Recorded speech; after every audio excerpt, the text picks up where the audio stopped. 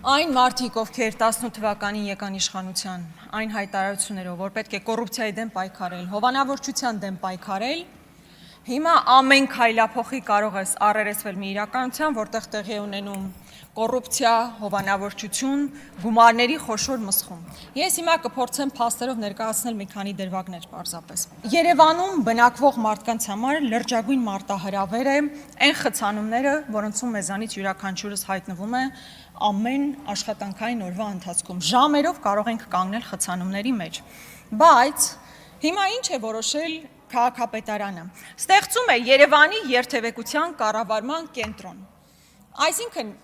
մի առանձին կենտրոն է ստեղծվում, որին տարեկան տրամադրվելու է մոտ 500 միլիոն դրամ։ Սիրելի հայրենակիցներ, 500 միլիոն դրամ տրամադրվելու է մի կենտրոնի, որը պետք է իրականացնի որոշակի գործառույթներ, օրինակ քաղաքային ճանապարհային ենթակառուցվածքների արդյունավետ շահագործման եւ զարգացման պլանավորում կամ երթևեկության հոսքերի ուսումնասիրություն, վերլուծություն ու մոնիտորինգ։ Ես ուզում եմ ձեզ հիշեցնել, որ այսօրվա քաղաքապետարանի կառուցվածքի մեջ արդեն գոյություն ունեն նման ստորաբաժանումներ եւ կան համապատասխան մարդիկ, ովքեր այդ գործառույթներն իրականացնում են։ Ինչպես նաեւ ներքին գործերի նախարարությունում կան համապատասխան ստորաբաժանումներ, որ այդ գործառույթները պետք է իրականացնեն։ Ինչն է հետաքրքիր, որ այս մարդիկ, օրինակ, ստանալու են 1.800.000 դրամ աշխատավարձ, 1.700.000 դրամ աշխատավարձ, ու այսպես այս հաստիկացուցակը, որ նայում ես, ուզում ես հասկանալ, երկրի նախագահան ավելի ցածր աշխատավարձ է ստանալու, քան երթևեկությանը հետևող մարդը։ Ուզում եմ կրկնել, որ այդ պաշտոնները ստեղծելու անհրաժեշտություն չկար, որովհետև եւ ներքին գործերի նախարարությունում եւ քաղաքապետարանի համապատասխան ստորաբաժանումներում արդեն այդ հաստիկները կան եւ մարդիկ ի պաշտոնե պարտավոր են այդ գործողություններն իրականացնել։ Հիմա իմ մտքով անցավ Անիֆը։ Անիֆով մարդիկ տասնյակ հազար դոլարներով աշխատավարձ էին ստանում։ Մարդը ամսական $10,000 աշխատավարձ ստանում էր, գործողումների խոշոր գումարներ ստանում էր, պարգևավճարներ ստանում էր, վերջին ինչ տեսանք, վերջը տեսանք տապալում։ Հիմա քաղաքապետարանում մարդ կա, որ այդ գործով պիտի զբաղվի, այդ գործի համար այդ մարդուն ասում են դու շարունակի մնալ, բայց հիմա քո գործառույթները արտապատվիրակում ենք մի կազմակերպության, որը 500 միլիոն դրամ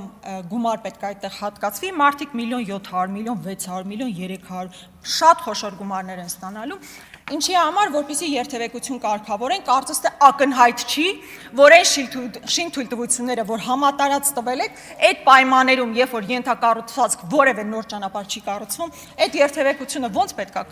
կարգվի։ Օրինակ Սարյան փողոցում, որ 50 հարկանի շենք կառուցելու թույլտվություն եք տալիս, առանց որևէ այլ ենթակառուցվածք կառուցելու պարտավորվածությամբ։ Հիմա ինչ ուզում եք հետևեք, այդ մարդը այնտեղ կանգնած նայի, թե մարդիկ ոնց են խցանման մեջ կանգնում։ Այդ հարցը ոնց պիտի լուծի, եթե նոր ճանապարհ չի կառուցվում, նոր ենթակառուցվածք չի կառուցում, կամ Օրբելի փողոցի վրա լավ էլ սիրուն շենք հաստատվում, այդտեղ ճանապարհ չեք կառուցում, հետևաբար ինչքան էլ միլիոնավոր դրամների գումարներ տակ այդ կազմակերպություններին եւ այդ մարդկանց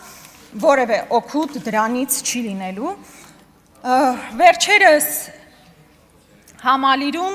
Նիկոլ Փաշինյանը հավաքել էր ամբողջ պետական ռեսուրսը, մի կողմ դնենք այն համակարգ, այն մոտեցումը կամ որ դա հիշեցնում էր խիստ ավտորիտար երկրների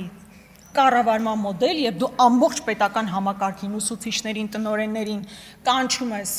այսպես ինչ-որ բան ներկայացնելու համար, իսկ ավելի շուտ կոնկրետ ինչ էր ներկայացում, որ մեր սահմանադրությունը պետք է փոխվի։ Իսկ ինչու պետք է փոխվի մեր սահմանադրությունը, որովհետև կա համապատասխան ադրբեջանական պահանջ։ Բայց լավ, մի կողմ թողնենք այն հանգամանքը, թե ինչ է ներկայացվել պետական համակարգին։ Ամբողջ խնդիրն այն է, որ դա մեր քաղաքացիների վրա արժեցել է 42 միլիոն դրամ։